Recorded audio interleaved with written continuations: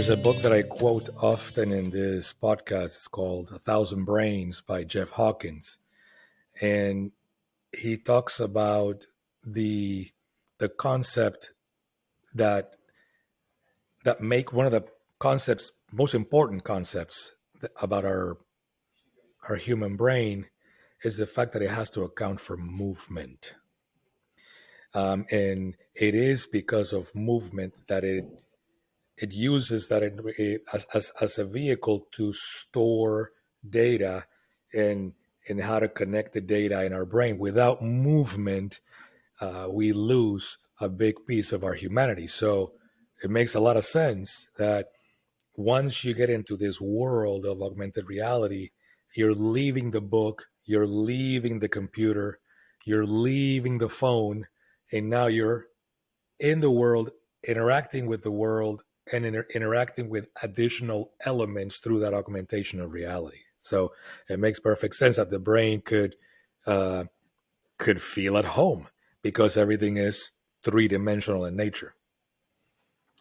Yeah, and I think that's, a really interesting thread to tie together to the aspects of gaming that actually really benefit the medium of augmented reality that kind of come from my earlier career. There's a lot of crossover there. And at the same time, we've touched on a little bit, there's a little bit of challenge that we're still trying to figure out when it comes to technology. And we've touched on a little bit, but I'd love to jump into the third thought, if that's all right with you, which is that augmented reality can be a solution for a lot of our challenges with technology today. So if anyone has kids, I'm sure they're familiar with how much kids are exposed to technology these days in ways that our generation or previous generations could only dream of. Kids having social media from middle school or grade school. Kids growing up with touchscreens and expecting to have a dopamine hit every time they press a button.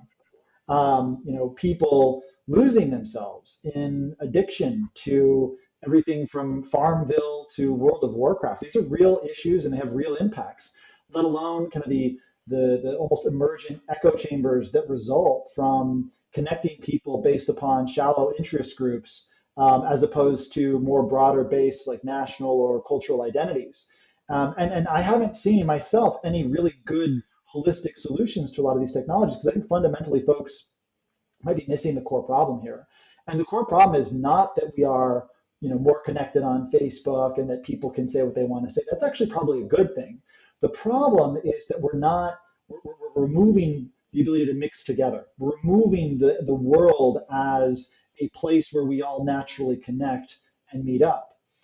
And at the same time, in the games industry, there's plenty of folks who may have been able to overcome social isolation or fears by joining digital communities, by participating in community groups or guilds, by finding a sense of shared identity in their digital personas. They could take on new lives and actually express themselves more fully. So I think the real question we have to answer is how do we bridge that gap between our digital identities and our digital meta brains, if you will, and the real world where we all exist with atoms and can experience life together. And that's where augmented reality really comes in to save the day. Augmented reality, in one sense, is that bridge between our digital world and the physical world. It is both. You can't have an augmented reality application or bit of content without both the physical context, the social context it's appearing, and the digital creative that brought it together. So if all augmented reality did was bring the issues that we've got with Twitter into the real world, well, at least then I'm talking with someone in the real world as opposed to talking at a caricature of that person through a 120 character limit. Because once we get into the real world, once we are sharing physical space, magical things really do start to happen. We start to see each other's humanity. We can start to connect with each other and practice empathy more acutely. We can start to feel and see each other's perspectives more naturally. Now, it's not a panacea solution. We're still going to have to do work to understand each other's perspectives. But being in the same space, being in the same physical world, and getting ourselves mobile, walking around, agile is, I think, one of the really exciting things about augmented reality. And here's a great example. There are people who will spend hundreds, thousands of hours improving the stats of their digital characters in massively multiplayer online games like World of Warcraft or RPGs like Final Fantasy. They'll quest, they'll increase their strength, they'll go find hidden loot, they'll run shops, they'll gain digital money. And those same people sometimes really struggle to bring that same sort of discipline and rigor into their personal lives, because oftentimes what's getting them to do it in the game is a set of interactive choices where the results and the progress and the payoffs are simple and clear. Now, as it turns out, you invest 100 hours, 1,000 hours into your own physical condition in the real world, you'll start to improve your physical condition. If you invest 1,000 hours into real world entrepreneurship, you will improve your financial condition. But what's oftentimes lacking in the real world is that same sense of progress or incremental improvement that video games provide so simply to folks. So that's another example. If you can bring some of those guides and mechanisms that have been so successful in games into the real world, people can start to play the character of themselves and start to improve their physical avatar, who they want to be. They can start to see the choices they make in the real world as being choices that affect their lives and their outcomes. And for me, that's one of the most exciting things, because I think that's really where we get to the core of what I'm doing here with augmented reality. And that's really trying to rewrite our relationship with technology and then make it more positive, make it something that we feel like enriches us and makes us more human and more creative and more collaborative. Oh, fantastic. There's so much there that we could continue talking for hours, but I wanted to, it's amazing that you brought the Twitter example because that's exactly where I was going. I really never felt comfortable with the idea that it is the town hall because it's not. Right. Because I don't know anyone there. All I know is what they write. I can't see them. I can't interact with them. It's like you said, it's a caricature at best. It is a caricature of the individual for a very specific slice of that individual, right? Which is whatever topic is being discussed in that moment. In a real town hall, you can actually see the person, you can actually interact with the person, and you can see the totality of the person, not just a slice of their personality. So I was on Twitter for a little while and I couldn't handle it. I had to bail out because it was just it is a forum where in a way it has the potential to do the opposite. Again, it's also a technology. The technology in itself is not bad. It's how people choose to use it. And but some technologies are better than others. And I think tools like Twitter or technologies like Twitter more easily bring the worst out of us, right? Whereas I think that once you get to be in a world, either in the physical world, as you are, as we are right now, or through augmented reality, it is more difficult to lose our humanity because we're surrounded by the environment. We're in the environment. We can see each other. We can interact with each other. So it becomes a bit more of a challenge to depart from ourselves because that's the starting point. We're not hiding behind a screen. We're not hiding behind a PC or an app. We are in the world interacting, and whether it's collaborating or learning from each other, whatever the case may be, depending on the application, that's irrelevant. It is you are now truly in a potential town hall situation. So that's the part about it that excites me because I feel like it is a turning point in the technologies we've had available to us for the past 10, 15 years with social media, which tend to, in a way, dehumanize us because we feel more protected because we're behind something. We're behind a keyboard. We're behind a screen, and we don't have to deal with all aspects of being a human. Do you agree? 100%. I think that where we're at right now, as a society, as a global society, and as a national society, and all the different other identities that we have, we're in a unique time in human history, but it's not totally unique. I think that if you look back in big history terms, there's been several examples throughout our human story where our technology exceeded the existing social system's ability to coordinate and keep people engaged with the whatever political system was in place at the time. And you see, rapid periods of change precipitated by folks learning more about the world, about themselves, increasing prosperity, and also divisions and the not equal representation of folks as they come to appreciate what they can achieve. Usually, this is as a result of some new information technology, some like writing or the printing press providing greater clarity for folks across the world.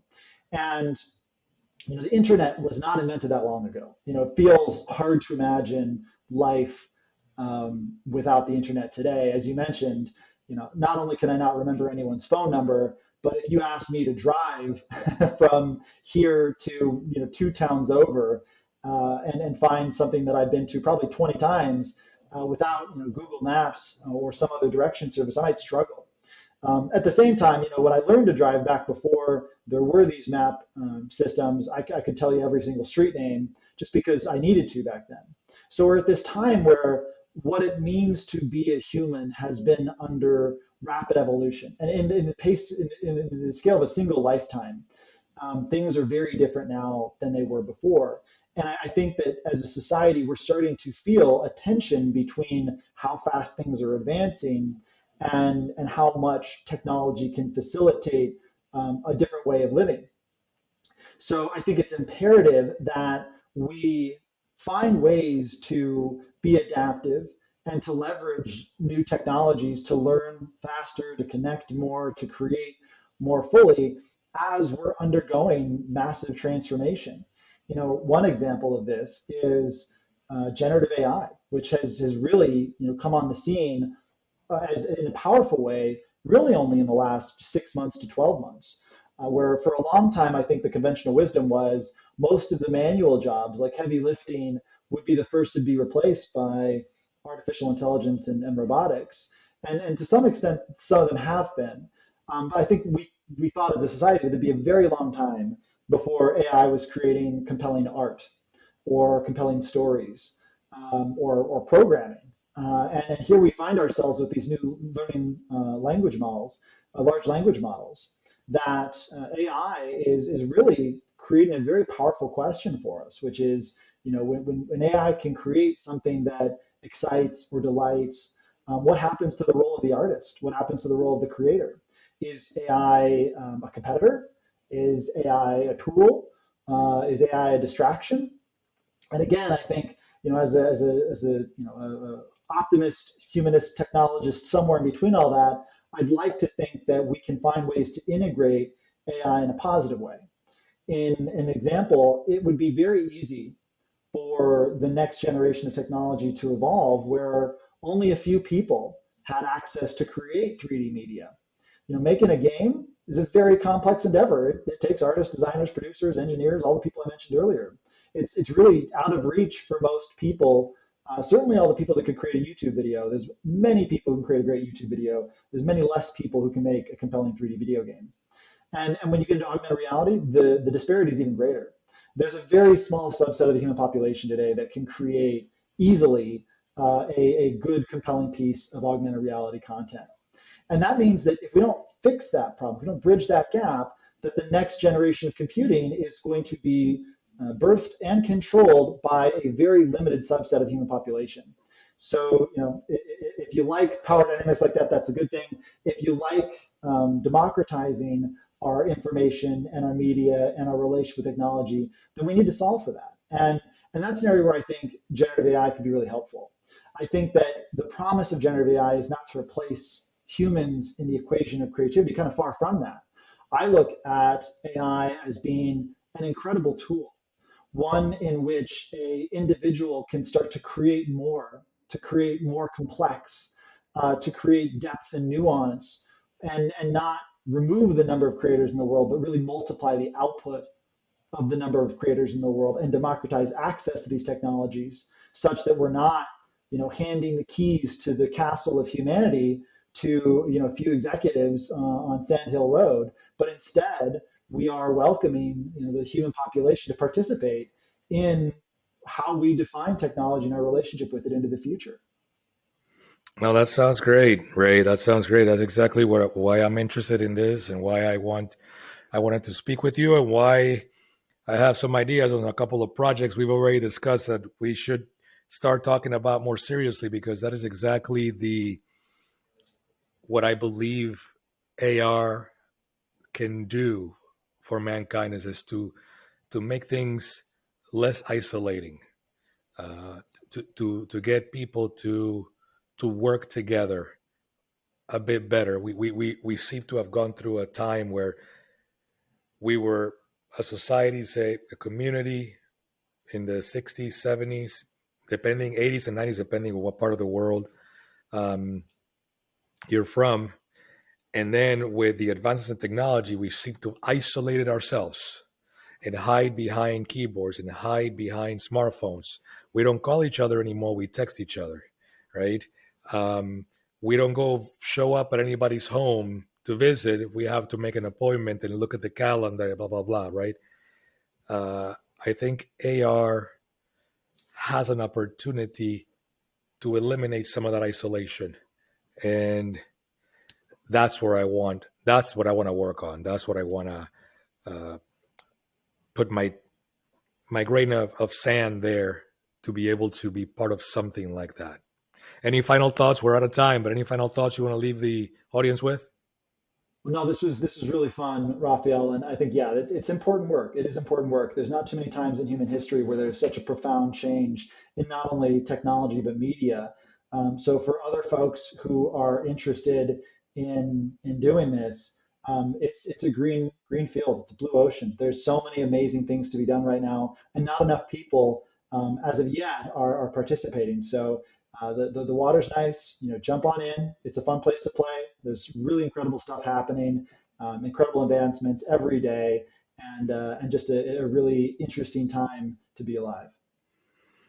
Great. Ray KallMeyer, founder, CEO, technologist, innovator, visionary, and humanist. Thank you for your time. I'll see you in the office later.